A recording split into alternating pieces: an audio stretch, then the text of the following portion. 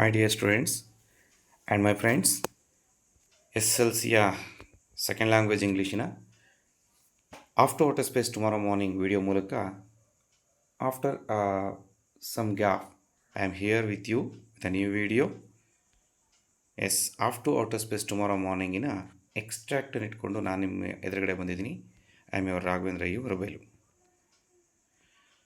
So after outer space tomorrow morning SSLCಯ 25-26 ಇಯರಿನ ಎಕ್ಸ್ಟ್ರಾಕ್ಟಿಗೆ most important as per blue print. ಇದರಲ್ಲಿ ಎಕ್ಸ್ಟ್ರಾಕ್ಟನ್ನು ನಾವು 100% ಎಕ್ಸ್ಪೆಕ್ಟ್ ಮಾಡ್ಬೋದು. ಜೊತೆಗೆ 3 ಮಾರ್ಕ್ಸನ್ನು ಈಸಿಯಾಗಿ ತಗೊಳ್ಳೋವಂಥ ಒಂದು ಮೆಥಡ್ಡು ಇಲ್ಲಿ ನಾನು ತುಂಬ ಸಿಂಪಲ್ ವೇಯಲ್ಲಿ ಹೇಳ್ಕೊಟ್ಟಿದ್ದೀನಿ. ಹಾಗಾಗಿ ಸ್ಕಿಪ್ ಮಾಡಿದೆ ಕೊನೆಯವರೆಗೂ ವಿಡಿಯೋವನ್ನು ನೋಡಿ, ಖಂಡಿತವಾಗಿಯೂ ಇದು ಯೂಸ್ ಆಗುತ್ತೆ. ಜೊತೆಗೆ ಇಲ್ಲಿವರೆಗೂ ನನ್ನ ಚಾನಲ್ನ ಯಾರು ಸಬ್ಸ್ಕ್ರೈಬ್ ಮಾಡಿಲ್ಲ ಅಂದರೆ ಸಬ್ಸ್ಕ್ರೈಬ್ ಮಾಡಿಕೊಂಡು ನನ್ನನ್ನು ಪ್ರೋತ್ಸಾಹ ಮಾಡ್ತೀರಾ ಅನ್ನುವಂಥ ಒಂದು ಭರವಸೆ ಅಂತೂ ಇದೆ. ಹಾಗೆ ಇಷ್ಟ ಆದರೆ ಒಂದು ಲೈಕ್ ಒತ್ತಿ, ಕಮೆಂಟ್ ಕೂಡ ಮಾಡ್ಬೋದು ಅಂತ ಹೇಳ್ತಾ ವಿಡಿಯೋಕ್ಕೆ ಮುಂದೆ ಹೋಗೋಣ ಅಲ್ವಾ? ಸರಿ, ನೋಡೋಣ ಬನ್ನಿ. ಮೊದಲನೇ ಎಕ್ಸ್ಟ್ರಾಕ್ಟ್ ಬಂತು. There won't be any calendar, there won't be any clock, day light will be on the switch and winter under lock. ಈ ಪೊಯಮಲ್ಲಿ ಬರುವಂತಹ ತುಂಬ ಇಂಪಾರ್ಟೆಂಟ್ 2 ಲೈನ್ಸ್ ಇದು. ಈ ಲೈನ್ಸಿಗೆ ಸಂಬಂಧಪಟ್ಟ ಹಾಗೆ ಕ್ವಶನ್ಸು. Who said this? ಒಂದು ತುಂಬ ಸಿಂಪಲ್, ನಾನು ಮೊದಲೇ ಹೇಳಿದೆ ಈಸಿ ಆಗಿರುವಂಥ ಎಕ್ಸ್ಟ್ರಾಕ್ಟ್ ಅಂತ ಹೇಳಿ. ಪೊಯಿಟ್ರಿ ಸೆಕ್ಷನಿಂದ ಬರುವಂತಹ ಒಂದೇ ಒಂದು ಎಕ್ಸ್ಟ್ರಾಕ್ಟ್ ಅಂದರೆ ಅದು after outer space tomorrow morning. So that ಆ ಕ್ವಶನ್ 27, 28, 29, 30 4 ಎಕ್ಸ್ಟ್ರಾಕ್ಟ್ ಇರುತ್ತೆ as per question paper blue print.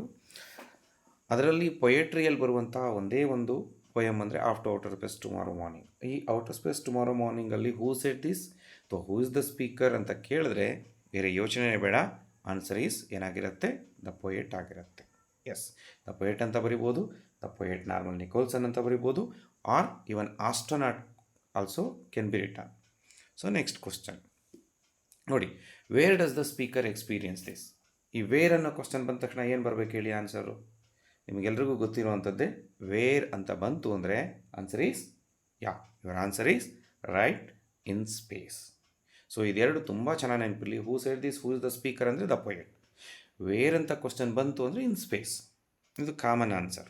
Next, why will be no calendar and clock they? ಅಲ್ಲಿ ಕ್ಯಾಲೆಂಡರ್ಸು ಮತ್ತು ಕ್ಲಾಕು ಯಾಕೆ ಇರೋದಿಲ್ಲ, ಅಥವಾ why the calendars and clocks are useless in space ಅಂತ ಹೇಳಿದ್ರು ಕೂಡ ಸೇಮ್ ಆನ್ಸರ್. ಏನು answer? there is no day and night in space, ಅಥವಾ there is no concept of day night seasons in space. Next, what does winter under lock mean? ಇಲ್ಲಿ winter under lock ಅಂತ ಹೇಳಿ ಕ್ವಶನಲ್ಲಿ ಬರುತ್ತಲ್ವ ಸ್ಟೇಟ್ಮೆಂಟಲ್ಲಿ. ಆ winter under lock ಅಂದರೆ ಏನು? ಏನು answer? No change of seasons. ಅಲ್ಲಿ ಯಾವುದೇ ಸೀಸನ್ಸು ಚೇಂಜ್ ಆಗಲ್ಲ ಅನ್ನೋದಾಗುತ್ತೆ. Let's move to the next question. Next extract ಬಂತು. For with nobody to visit me and not a friend in hell, in solitary confinement as complete as any jail. ಈ ಒಂದು statement ಅಥವಾ 2 sentences ಇದೆಯಲ್ಲ, where does nobody visit the speaker? Where? Your answer is right. ಎಲ್ಲಿ where ಅಂತ ಬಂತು ಅಂದರೆ answer ಗೊತ್ತು, in space. Next second question, what meaning do these lines convey? ಈ lines for with nobody to visit me and not a friend in hail, in solitary confinement as complete as any jail ಅನ್ನೋದಿದೆಯಲ್ಲ, ಈ line ಏನನ್ನ convey ಮಾಡ್ತಿದೆ? ಏನು ಹೇಳ್ತಾ ಇದೆ? ಏನು ಹೇಳ್ತಿದೆ? ಹಿ ಫೆಲ್ಟ್ ಲೋನ್ಲಿನೆಸ್, ಅಥವಾ ದ ಪೊಯೆಟ್ ಫೆಲ್ಟ್ ಲೋನ್ಲಿನೆಸ್, ಏಕಾಂಗಿತನವನ್ನು ಅವ್ರು ಫೀಲ್ ಮಾಡ್ತಿದ್ದಾರೆ ಅನ್ನೋದು ಹೇಳುತ್ತೆ. Next question, solitary confinement means? Solitary confinement ಅಂದರೆ ಏನು? ಆನ್ಸರ್ ಅಲೋನ್ ಇನ್ ಜೈಲ್ ಅಥವಾ ಇಂಪ್ರಿಸನ್ಮೆಂಟ್ ಅಂತ ಕೂಡ ಬರಿಬೋದು. Alone in jail or imprisonment. ಮುಂದೆ ಹೋಗೋಣ. Next question, with the tea cup circling round me like the planets round the sun. Another sentences, with the tea cup circling round me like the planets round the sun ಅಂತ sentences ಇದೆಯಲ್ಲ, ಅದಕ್ಕೆ ಸಂಬಂಧಪಟ್ಟ question who said this or me referred. Already ಗೊತ್ತಿದೆ, ಹೇಳಿದ್ದೀನಿ ನಾನು. ಹಾಗಿದ್ರೆ ಏನು answer ಆಗಿರುತ್ತೆ? ಹೂ ಸೆಡ್ ದಿಸ್ ಅಥವಾ ಮೀ ಆರ್ ಸ್ಪೀಕರ್ ಅಂದರೆ ನಿಮ್ಮ answer correct. Answer is the poet or astronaut or normal Nicholson. Where does the speaker feel this? Where? ಇದಕ್ಕೂ ಆನ್ಸರ್ ಗೊತ್ತಿದೆ. ವೇರ್ ಅಂದರೆ answer in space. Good. Next, why would he feel so? ಯಾಕೆ ಆ ರೀತಿ feel ಆಗುತ್ತೆ ಅವ್ರಿಗೆ with the tea cup circling round me like the planets round the sun ಅಂತ ಅಂತಾರಲ್ಲ, ಯಾಕೆ why? Because because no gravity in space. ಸ್ಪೇಸಲ್ಲಿ ಯಾವುದೇ ಗ್ರಾವಿಟೇಷನಲ್ ಫೋರ್ಸ್ ಇರೋದಿಲ್ಲ ಅನ್ನೋ ಕಾರಣಕ್ಕೆ ಆ ರೀತಿ ಫೀಲ್ ಆಗುತ್ತೆ. So no gravity in space ಅಂತ ಬರೆದ್ರೆ ಸಾಕು, that's enough. Now let's move to the next question. Tracking through your telescope my effort shooting star, but you needn't think I will give a damn for you are what you are ಅಂತ statement ಇದೆಯಲ್ವಾ. ಈ ಸ್ಟೇಟ್ಮೆಂಟ್ಗಳಿಗೆ who is the speaker? ಇದಕ್ಕೆ ಗೊತ್ತಿದೆ answer. ಏನು answer? Yes, answer is right.